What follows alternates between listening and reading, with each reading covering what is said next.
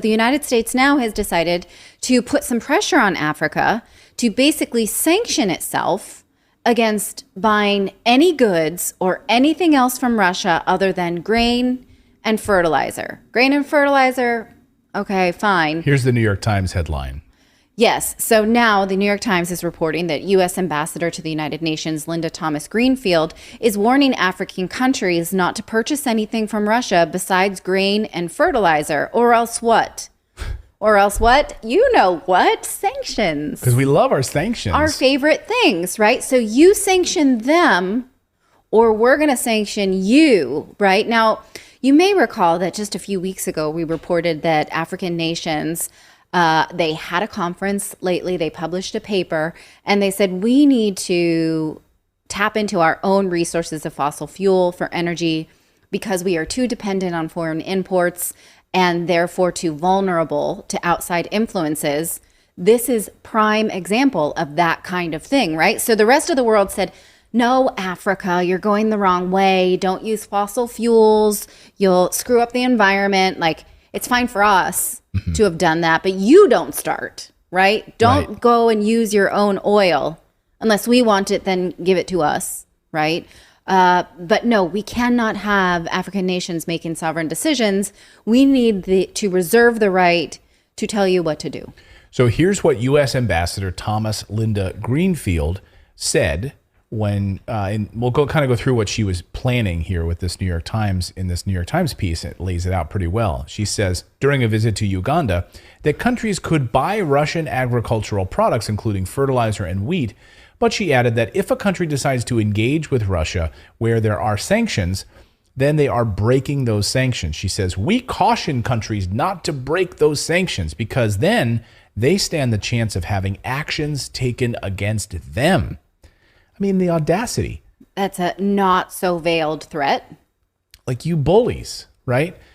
She says that purchasing Russian oil risks sanctions. So if you need fuel, you can't buy it from Russia because you run on fuel in Africa. You run on diesel fuel. You need diesel generators. You know, how else are you going to live, right?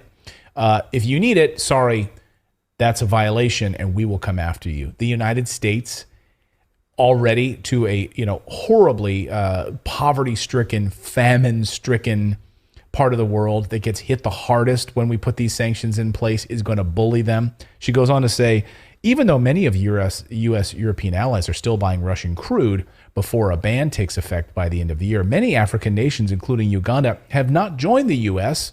in condemning Russia's invasion of Ukraine. Oh, maybe they're independent and they can make their own decisions, like Serbia. Maybe they don't want in on your fight.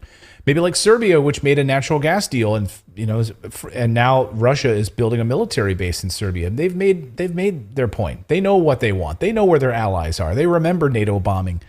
They remember their country being destroyed. And many African nations have a long memory of U.S. colonialism, U.S. military intervention.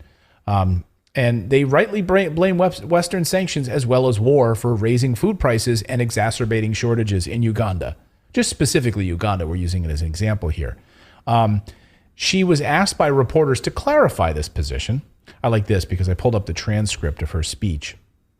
And the question was, are you planning to say what you just told me, the reporter, to the leaders of those countries and those representatives who you are meeting with?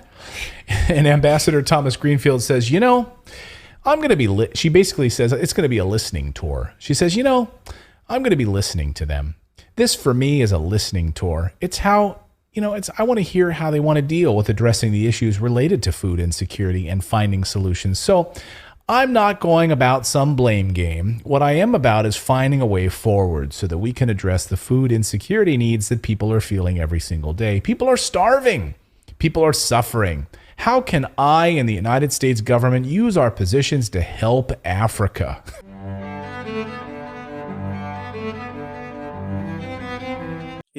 Most of the times, right, when I came across videos like this, it really makes me laugh because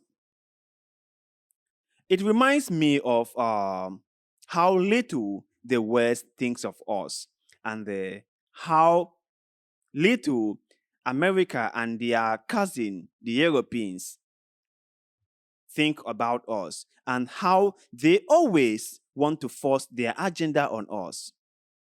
They always want us to take a certain path that they have created for us.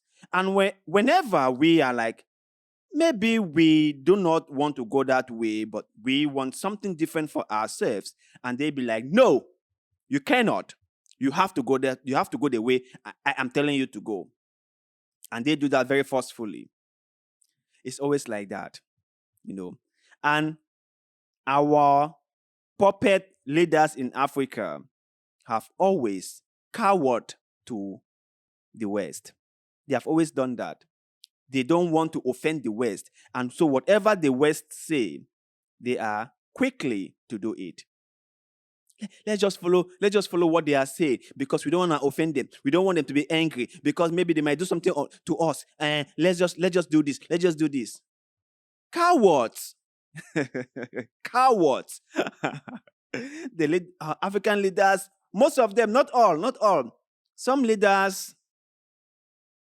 have stood their grounds. Some leaders have done well for their people. Some leaders have realized that the West is not really interested in what they want or what the people want. So they have kind of like draw a line. But most leaders in Africa are cowarding to the West. Whatever the West say, that's exactly what they will do. It doesn't matter. That's what they will do. Their countries or their people are suffering. It doesn't matter. There aren't enough jobs for the people to do. Not their concern. The people can't feed themselves. The people are starving. The people are going hungry. They are not concerned. They are not. It's not even any of their business. They don't care. They don't care. The West have been a problem in Africa, and our leaders have also contributed to whatever the people in Africa are going through. The West are the architect of the whole problem, while our African leaders are the executioner of the problem. They execute the problem. That is exactly what is going on. That's exactly what is going on. You can see an African country with so much resources.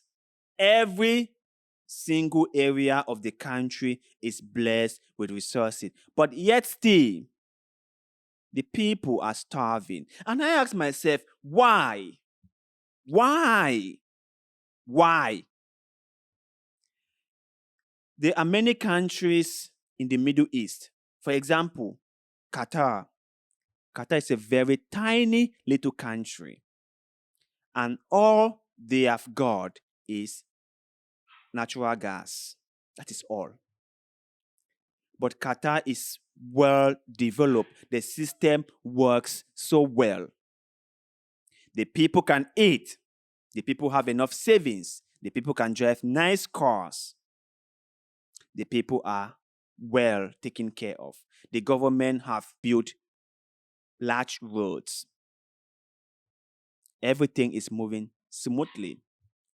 But a country like Congo, with all their mineral resources, cannot boast of a nice airport, cannot boast of constant electricity. These are just basic things.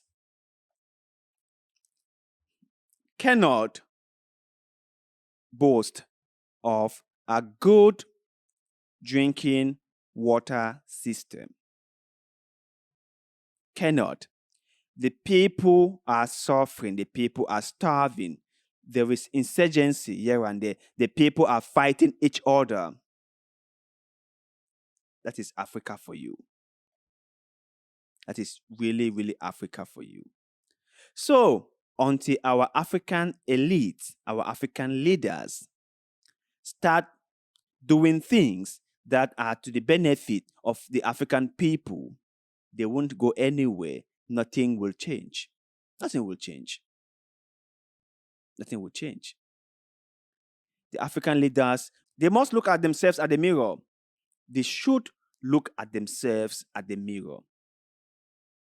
But you guys out there, if you were to share your thoughts with me, in your opinion, who is the one causing the biggest problem in Africa? The underdevelopment in Africa, the poverty in Africa, the starvation in Africa. Who is responsible for that? Is it the Westerners or our African elites, or both of them? Share your thoughts and opinions with us in the comment section below, because like always, we love hearing what you have to say.